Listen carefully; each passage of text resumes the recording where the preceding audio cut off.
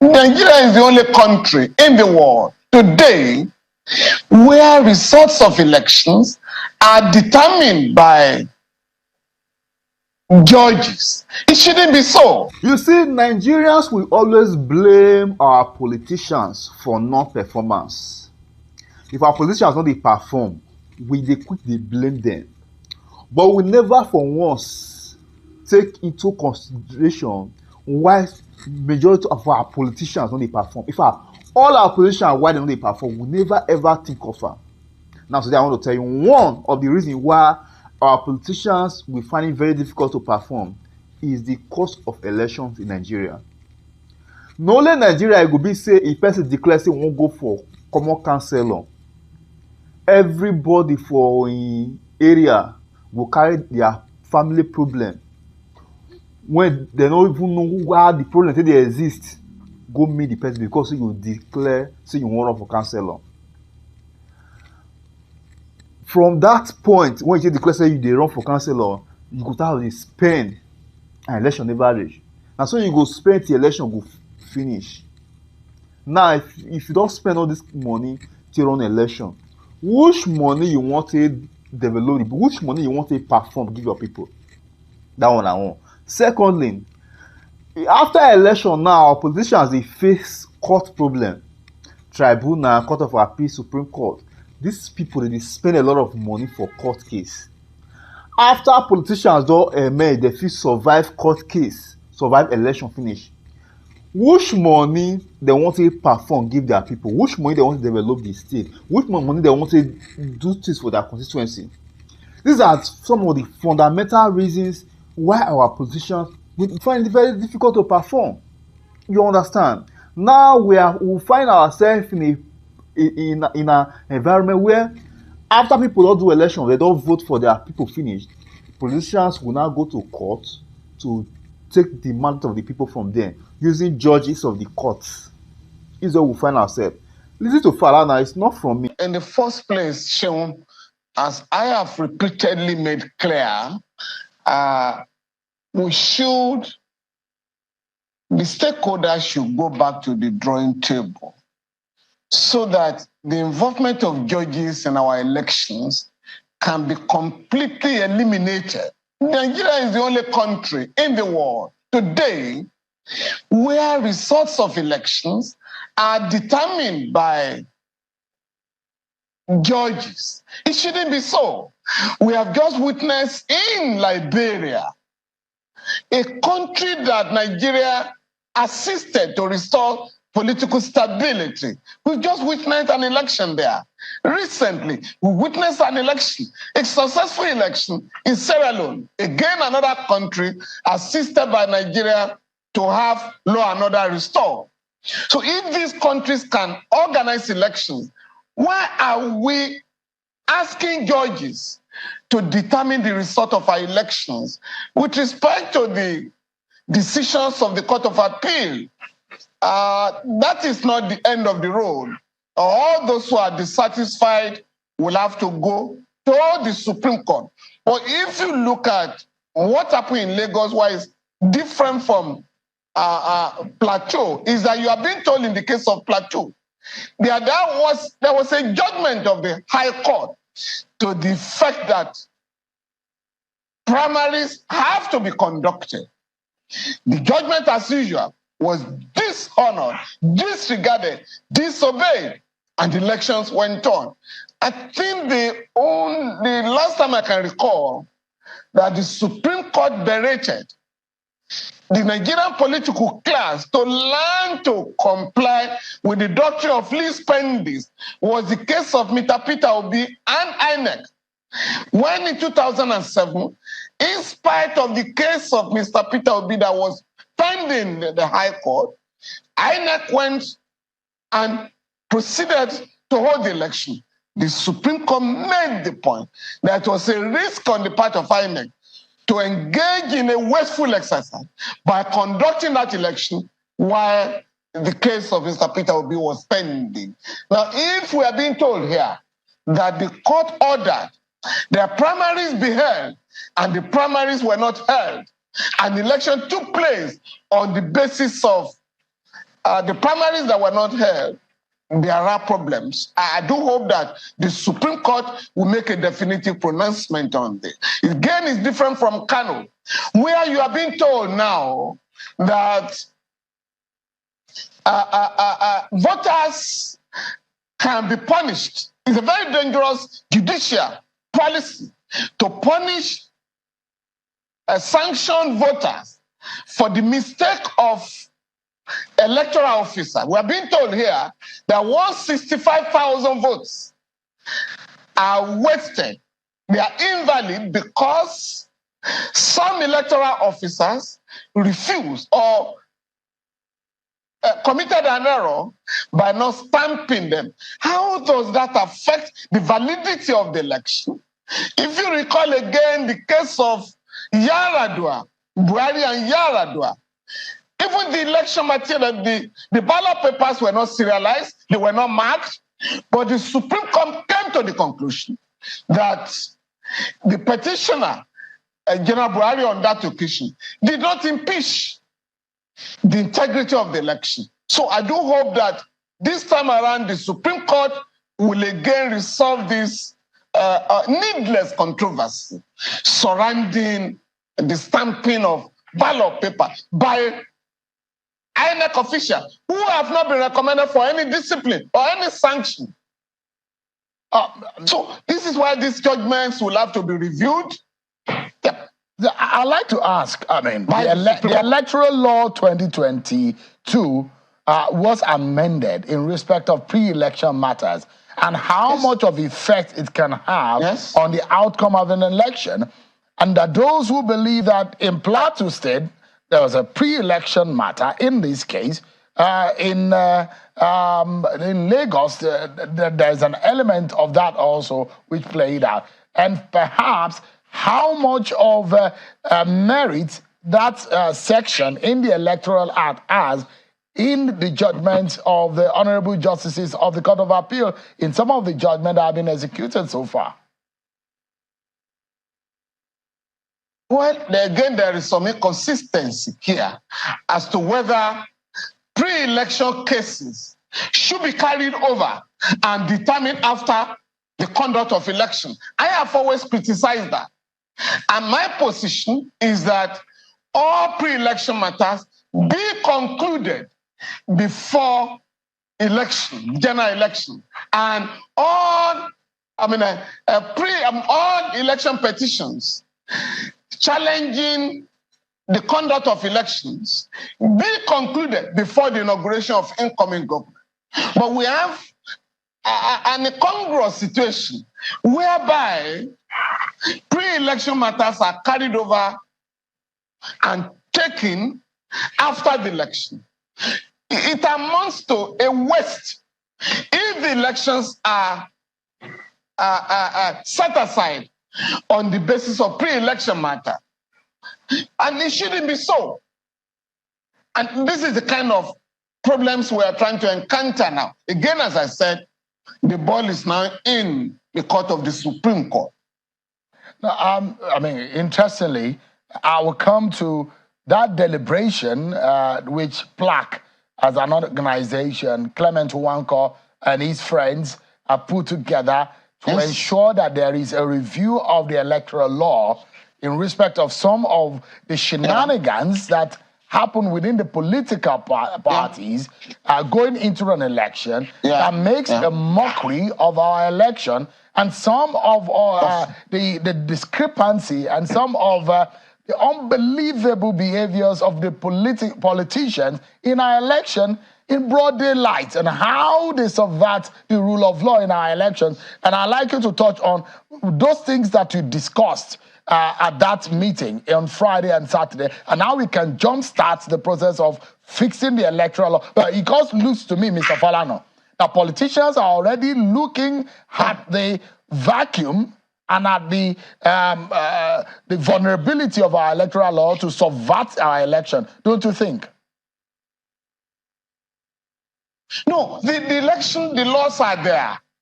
But we have a political culture that allows members of the ruling class, and it's not limited to election. We have a culture, a political culture, that allows members of the ruling class, the bourgeoisie, to ignore our laws, to ignore court orders, and they are the system. And that is why you're having these problems. The law is very clear on internal democracy, but you have people who call themselves chieftains of political parties who make a mockery of internal democracy in the parties, whereas you are supposed to have consensus candidates. They impose candidates and they call them consensus candidates. They subvert the electoral process by talking of indirect primaries, instead of allowing members of the political party to participate in direct primary. These are some of the issues we discussed on Friday, Saturday. And we can't go on like this. Now, once you have dealt with the question of the political culture, whereby all violators of the law, no matter how highly placed, will be brought to book. And that is what is going on in America now. President Trump, in all his majesty, in all his powers, is being arraigned, is facing 4 cases, 4 criminal cases. One of them or 2 of them have to do with electoral fraud and insurrection. But here, you just had an insurrection in Rivers State.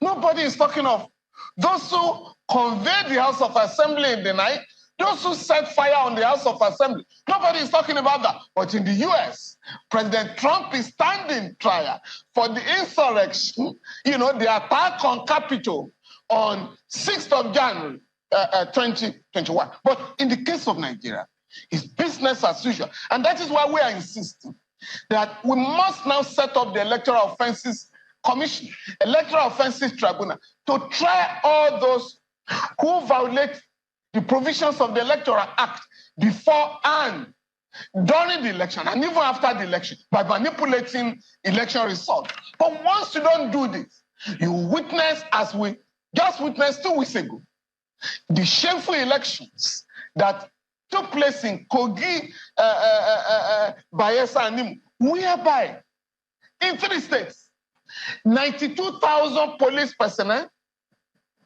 22,500 civil defense personnel, FRSC, SSS, EFCC, and the rest of them, all together numbering about 140,000 security personnel to manage election, to man election in 3 states. At the end of the day, somebody was thrown to the river in Bayelsa. 4 people were killed in Kogi State. There was snatching of ballot boxes. Money was, the EFCC confiscated about 11 million naira. But at the end of the day, are we sure that these criminal elements are going to be tried? So again, we agreed on that. 3, we agree that the movement of judges, particularly sitting judges, should be completely eliminated. We are suggesting that retired judges, we have a pool of retired judges who should constitute election petition tribunals and appellate chambers so that we can allow the regular courts to continue to handle cases of other citizens who have nothing to do with politics. Now, once you can do that, now we are not going to have this problem of congestion of cases in the regular court. Again, we are suggesting that INEC, the onus should be on INEC to prove that credible elections are being conducted. The onus should not be on petitioner the petitioners who have no access to election material. Again, we suggested once an election is concluded, in no less than 7 days, all the election materials must be uploaded and, transmitted to the website of INEC, so that whoever wants to file an election petition can do so without going through the current, problems. The other point is that if you are going to file petition, again, we suggested and we agree that we shouldn't have a situation where all those who contested an election will file election petitions. In other words, this battle, the legal battle, should be between the winner of the election or the candidate declared by the INEC and the runner-up. So what is the business of the third, fourth, fifth, sixth, seventh, and eighth, or even 10, candidate filing election petitions? So we have this suggestion. But the other one, which is very important, is that all pre-election cases be conducted before election, be concluded, and all post-election, all election petitions be concluded, be tried by courts and concluded before the inauguration of incoming government. Now, internal democracy must now be promoted in the parties, a situation where the president of the country or the governors of states say that their leaders of political parties is undemocratic. It's not part of our law. Only the elected officials of political parties are leaders of the parties. The president and governors are members of political parties. So the question of going to hold a meeting of political party in the presidential villa or in the state house in any state is illegal, because the presidential villa is for all Nigerians, for all political parties. So the ruling party cannot hold political party meetings in the villa. Ditto for the state. So that once the president and governor are made to realize that they are members of political parties and not leaders of these political parties, imposing candidates on the parties, we then begin to talk of democracy and the use of money. We have also suggested that the National Assembly should stipulate what amount candidates can pay by way of nomination fees. So you don't have a situation where a political party will ask candidates, go and pay 100 million naira, go and pay 50 million naira, and so on and so forth. So we dwelt on many areas of the Electoral Act now where we feel that there are some lacunae that will have to be addressed. But a most important one is the political culture. Today, the worst elections in Africa are conducted in the local governments by state electoral commission that are even headed by judges and senior lawyers. So, but again, because people believe nothing will happen, there's no sanction for impunity. That is why we're in a mess with respect to election petitions in our country and respect for the rights of our people. All right. So let me ask you this, Mr. Falana. There are accusations, and we've seen some of the politicians coming forward with, and if you go on IREV, perhaps some of those things that you see, the accusations of revealing of election results. How devastating, if validated and found out to be true by our court, how devastating could this be? Could this be the new tactics by the by the political class to subvert our electoral process? Now, this is where we blame judges instead of the members of the political class. Where you fail to hold valid primaries, there is a provision under the law that whatever results, whatever elections that are based on invalid primaries or no primaries at all, will be no election. So you don't blame the courts. If a political party fails to field candidates who have emerged from valid primaries. Secondly, if politicians fail to allow the democratic process to take place, if they simply impose candidates, those candidates may have problems. Again, one issue that we discussed is that before 2010, the screening of candidates going to contest elections was the task imposed on INEC. The political class took that away from INEC, that only political parties will screen candidates. We now discover that candidates are not screened. Candidates with questionable credentials are allowed to contest elections. Now, those cases now arrive. We are now blaming judges. So we have suggested that the screening of candidates should now be the business of the political party regulatory commission that Waste panel had recommended. That is, you unbundle INEC, you are going to have the INEC as it is, but you take the powers to prosecute electoral offender and ask the Electoral Offences Commission to do that. The political parties regulatory commission would deal with screening of candidates, registration of political parties, delineation of constituencies, and so on and so forth, so that INEC can face squarely the task of conducting election. Now, you saw what happened in Kogi, in Kogi Central, where results had been, ballot papers had been thumb-printed, right? And when they were brought, the voters protested. Now, that has nothing to do with the Independent National Electoral Commission. This was just the act of politicians who have no respect for the democratic rights of the people. Now, but again, at the end of the day, the votes were counted.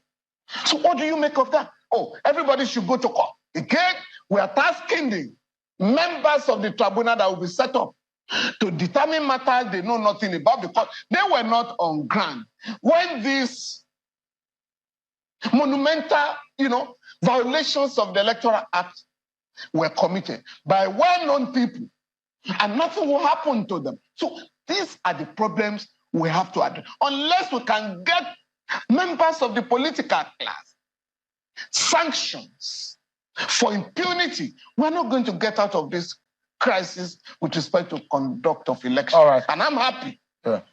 I just confirmed from the INEC chairman that not less than 197 electoral offenders are going to be put on trial very soon. Some of those who rigged the February-March election. But what happened 2 weeks ago was by far worse than all the complaints we brought up with respect to the elections of February and March. And so you then ask yourself, what will happen when we are going to have election in about 28 states? No, the other suggestion we have made, hold all elections in one day. The 4 elections should be held in one day, instead of holding presidential National Assembly elections and then governorship and House of Assembly elections. We can hold the 4 elections in one day and save the huge costs that we currently spend on elections. Thank you very much. I'd like to take you up on what SERAP budget and some other over 30 individuals and organizations have done.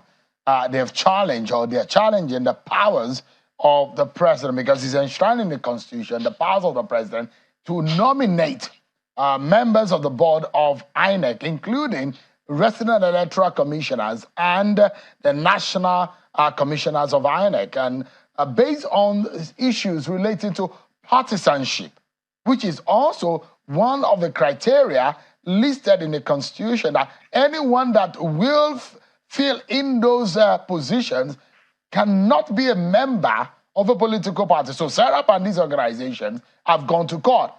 Those who are believing that there is a gradual and there is a systemic and strategic overtake and grabbing of the independence of INEC. Do you see it as such?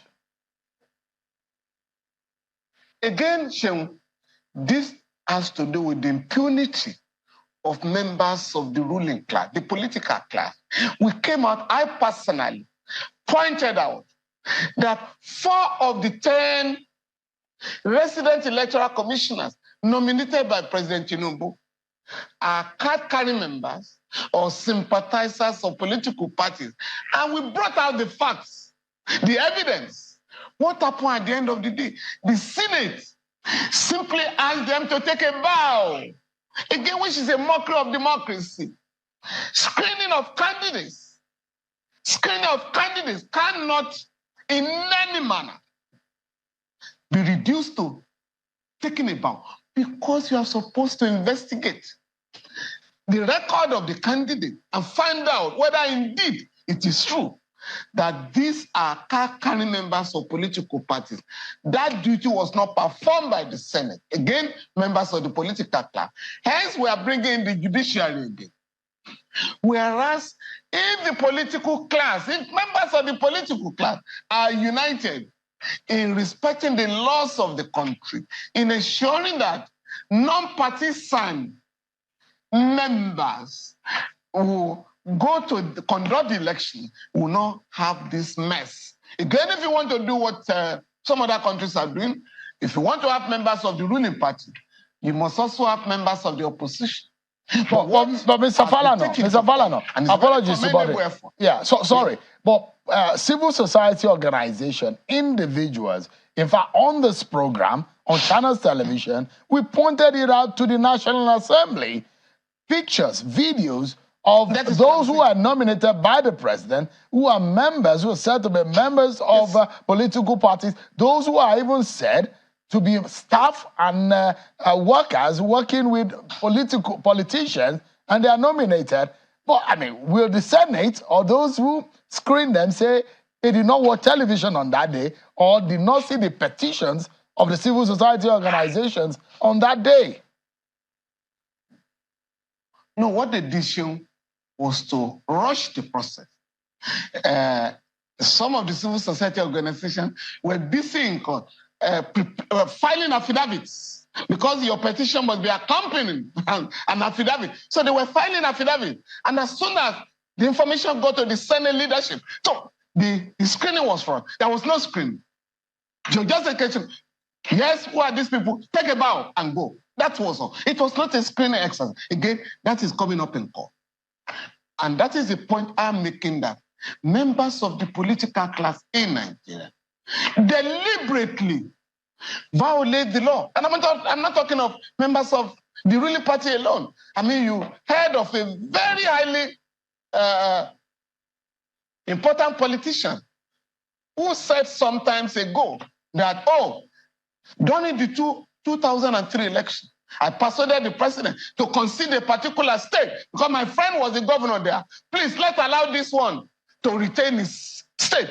That means what they were doing then was that they were fixing results. And no media person has questioned the candidate. So you guys were rigging elections at the highest level in the country. And that is what is going on. Unless we insist that no matter how high you are, like the late Lord Daniel of the United Kingdom will say, no matter how high you are, the law is higher than you. But we again agreed at the conference we had last week. Come, this business of spending 180 days in election petitions should no longer be the case today. If you technologize the electoral process, whereby we have the beavers, the report of the beavers machine, that's its accreditation, and then you have transmitted results. All you need are two reports. The report generated by the beavers machines and the result transmitted by INEC. Once you have those two reports, why are you going to be in a tribunal for 180 days? In Kenya, with those two reports, election petitions are determined by the Supreme Court in presidential elections within 14 days. In Kenya, in Malawi, in Zambia. So why is our own different? That you want to spend 180 days in an election petition tribunal, you spend 60 days in the court of appeal, and in governorship election, you spend 60 days, additional 60 days. So we must now embrace technology with respect to our election, cooperate with INEC, and ensure that credible elections are conducted in our country so that the waste of resources encountered in election petition tribunal will no longer be there.